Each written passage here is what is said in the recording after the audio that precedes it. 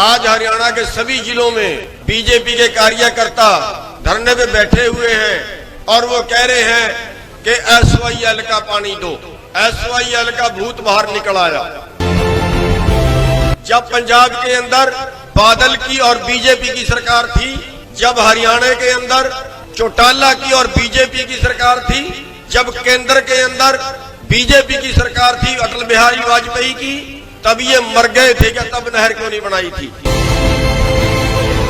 आज इनको जब आंदोलन हुआ और ये आंदोलन इनके गले की फांस बना, तो आज ये हरियाणा और पंजाब को फिर फाड़ना चाहते हैं। हम कहते हैं भाड़ में जाए SYL, हमारे पास जमीन ही नहीं बचेगी तो हम SYL का क्या करेंगे? हम याद दिला देना चाहते हैं इस सरकार को कि ये सरकार, ये बदनीयतियां, ये लोगों को बेवकूफ बनाना बंद करे। सम्मानित मंच, सामने बैठे हमारे किसान भाइयों, बुजुर्गों, हमारी माताएं बहनें, हमारे वकील साहिबान आज बड़ी गिनती में समर्थन देने के लिए आए हैं, हमारे मीडिया वाले भाई, सबसे पहले तो हम देश के महान शहीद, हिंद की चादर श्री गुरु तेग बहादुर जी, जिन्होंने देश से जुल्म को रोकने के लिए आज के दिन शहादत दी थी, उनके चरणों में नमन करते हैं और उन्हीं के दिखाए रास्ते के ऊपर चलते हुए आज के एक पहुंचे हुए संत बाबा राम सिंह जी, 16 तारीख को उन्होंने श्री गुरु तेग बहादुर जी के बताए रास्ते के ऊपर इस जुल्म को रोकने के लिए उन्होंने शहादत दी। अपने सुसाइड में लिखा कि मेरे से किसानों का दुख देखा नहीं जाता, किसान, बच्चे, बुजुर्ग, औरतें सड़क पर पड़े हुए हैं, मेरी आत्मा दुखती है। किसी ने मेडल वापस करके अपना रोष प्रकट किया, किसी ने नौकरी छोड़ के अपना रोष प्रकट किया, किसी ने आंदोलन करके रोष प्रकट किया। मैं अपना शरीर त्याग के रोष प्रकट करता हूं। हम उनके चरणों में भी नतमस्तक है, नमन करते हैं।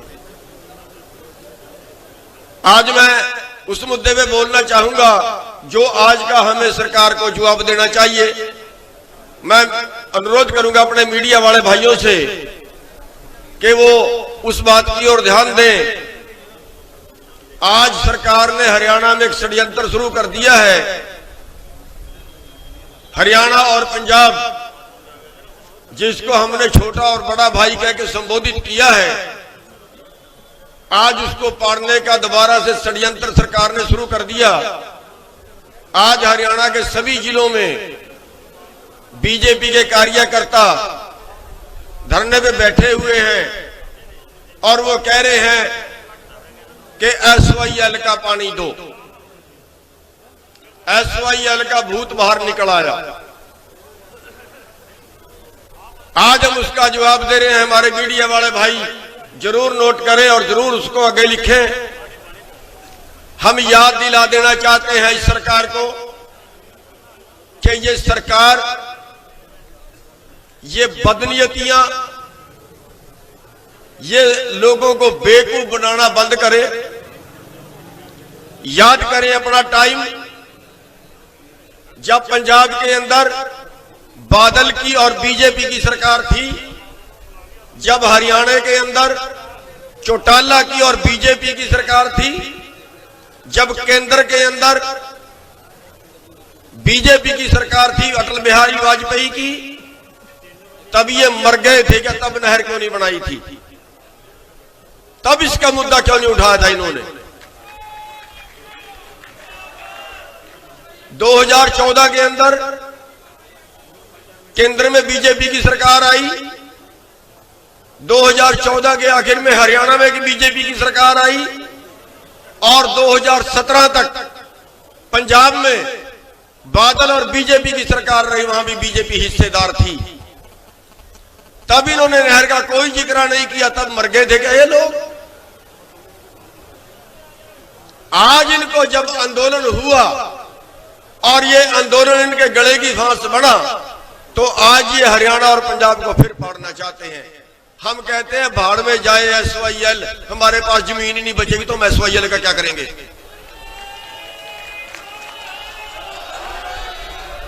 और हम आह्वान करते हैं हरियाणा के भाइयों से, आह्वान करते हैं कि ये बीजेपी के लोग हमें पाड़ने के लिए जहां भी जाए, पहली बात कोई इनका साथ ना दे। ये पाप कर रहे हैं, उस पाप में जो इनके साथ जाएगा वो पाप का भागीदार बनेगा। इस पाप में कोई हरियाणा का आदमी इनका सहयोग ना करे।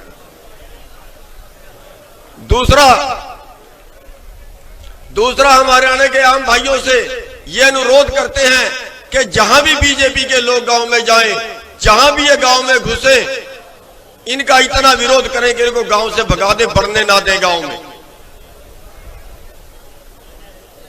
तो ये SYL के मुद्दे के नाम पर जो इन्होंने अभियान शुरू किया है आज से लेके, हम उसकी कड़ी निंदा करते हैं।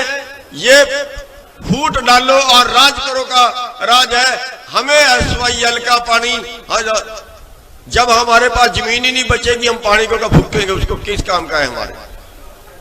एक बात। दूसरा, कल मोदी जी ने जो अपने भाषण में कहा देश का बेवकूफ बनाते हैं, कल उन्होंने जो अपने भाषण में कहा, जो उन्होंने वीडियो कॉन्फ्रेंसिंग के जरिए मध्य प्रदेश के लोगों को संबोधित किया, उसमें उन्होंने कहा कि हम MSP दे रहे हैं और MSP देंगे। उन्होंने कहा कि विपक्ष इनको बहका रहा है। हम ये कहते हैं देश के लोग नंबर 1 गलती करते हो, नंबर 2 देश के लोगों को बेवकूफ समझते हो। मैंने अमित शाह से सवाल किया था, हम आज भी करते हैं, मंच के माध्यम से करते हैं, अगर मोदी सच्चा है, अगर उसमें कहीं इंसानियत है तो वो बयान दे।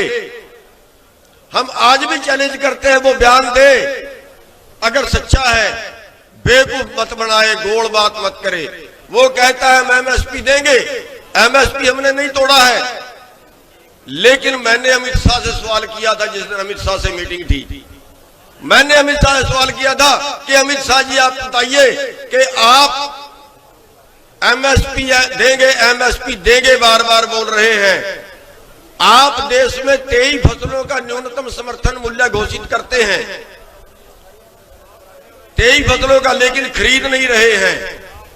तो आप ये बताइए, हमारी मांग है, हम आंदोलन कर रहे हैं कि हमारी 23 की 23 फसलें आप न्यूनतम समर्थन मूल्य पे खरीदने की गारंटी का कानून बनाएं।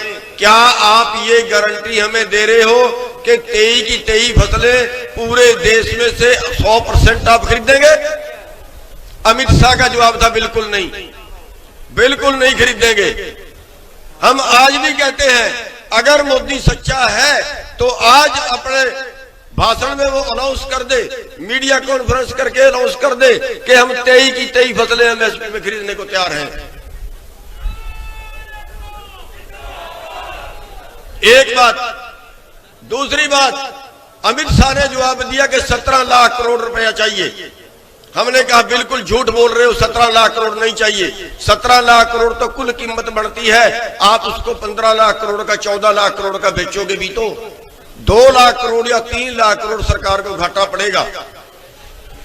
आप प्राइवेट खरीद ले, वो कह रहे हैं हमारे पास तो इतनी जगह भी नहीं, प्राइवेट खरीद ले, आप बीच का अंतर दे दे। हमारी जेब में 14 लाख करोड़ आना चाहिए, जो आज हमारी जेब में 17 लाख करोड़, हमारी जेब में 17 लाख करोड़ आना चाहिए। जो 17 लाख करोड़ नहीं आ रहा है, 13 लाख, 14 लाख, 15 लाख करोड़ आ रहा है। जो कम पैसा आया वो देश के किसान को घाटा हो गया। एमएसपी से नीचे, न्यूनतम समर्थन मूल्य से नीचे।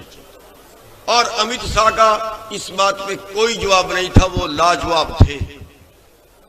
और जब वो लाजवाब थे तो देश के किसानों का बेवकूफ क्यों बना रहे हैं, देश के किसानों को गुमराह क्यों करना चाहते हैं। ये सरकार हमारे देश को बर्बाद करने पे खड़ी है, कारपोरेट को बेच रही है, और हमारी लड़ाई जो है वो देश को बचाने की है। और मैं एक बात और कहूंगा, जो भाई मंच से बोलने वाले हैं वो पंजाब पंजाब मत कहें, वो सिख सिख मत कहें। हमारी लड़ाई सभी देश के लिए है, सारे देश के लिए है, सभी धर्मों के लिए है, देश के हर नागरिक के लिए है। अब आप पूछेंगे हर नागरिक के लिए कैसे? हमारा आंदोलन बेशक किसान के नाम से शुरू हुआ है, बेशक लड़ाई में हम आगे मर रहे हैं, अलग बात है, लेकिन लड़ाई सारे देश की है। आपको बता दूं, 4 साल पहले दाल का स्टॉक सीमा खत्म हुई, महाराष्ट्र की सरकार ने की गुप्त चिट्ठी लिखी, किसी सारे देश में किसी को नहीं पता, गुप्त चिट्ठी लिखी, और देश की सारी दाल 7-8 लोगों ने खरीद के रख ली, जमा कर ली। हमें 50 रुपए मिले, बेचने वाले को, उत्पादनकर्ता को 50 रुपए मिले। वो तो पिछले साल भी 50 मिले थे, उस साल भी 50 मिले, उत्पादनकर्ता का तो कोई नुकसान नहीं हुआ। लेकिन खरीदने वाले ने क्या भाव खाई? खरीदने वाले ने खाई 200 रुपए किलो। वो 200 रुपए किलो किसानों ने नहीं, देश के हर नागरिक की जेब से पैसा निकला, और लाखों करोड़ का घोटाला कहेंगे हम उसे, लाखों करोड़ का लोगों की जेब पे डाका लगा, देश का हर नागरिक की जेब से पैसा गया, चाहे मजदूर था और चाहे व्यापारी था। हमारी वो लड़ाई है। हमारे से 8 रुपए किलो प्याज खरीदा और 80 रुपए किलो बेचा। खरीदने वाले को मिले 8 रुपए, बेचने वाले को मिले 8 रुपए, खरीदने वाले के गए 80 रुपए। जो बीच का अंतर है वो खा गए मोटे पेटों वाले। ये लड़ाई गलत है कि ठीक है? बस यही लड़ाई और सारे देश की है। आलू हमारे से खरीदा 8 रुपए, बेचा 40 रुपए। क्या आज तक हमारे देश में यह कानून बना कि अगर 8 रुपए में प्याज खरीदा है तो 16 रुपए से ज्यादा नहीं बेच सकता? क्या यह कानून देश में नहीं बन सकता? बन सकता है, लेकिन अभी देश को बर्बाद करने के कानून बना रहे हैं, देश को बचाने का कोई कानून नहीं बना रहे। अगर सारे देश का आलू एक आदमी खरीद के रख ले, अगर सारे देश का प्याज एक आदमी खरीद कर रख ले, तो सारे देश की जनता लुटेगी। इसलिए ये लड़ाई केवल किसान तक की सीमित नहीं है, ये लड़ाई देश के हर नागरिक की सीमित है।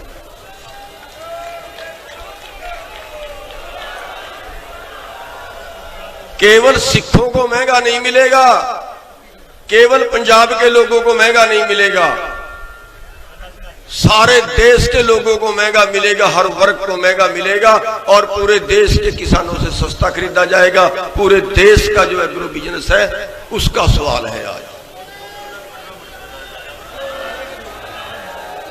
तो मैं अपनी बात को ज्यादा लंबी नहीं करूंगा, मंच पे केवल इसलिए आया था कि आज जो बीजेपी ने मुद्दा उठाया है उसका जवाब यहां से जाना जरूरी था।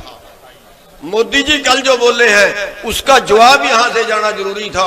केवल उसकी बातों का जवाब देने के लिए यहां पे आया था, और आपने मेरी बात सुनी, क्योंकि भाई साहब भी मेरे नजदीक सी लग गए, मैं समझ गया हूं कि जल्दी कह रहे हैं। आपने मेरी बात सुनी, आपने टाइम दिया, आपका बहुत बहुत धन्यवाद।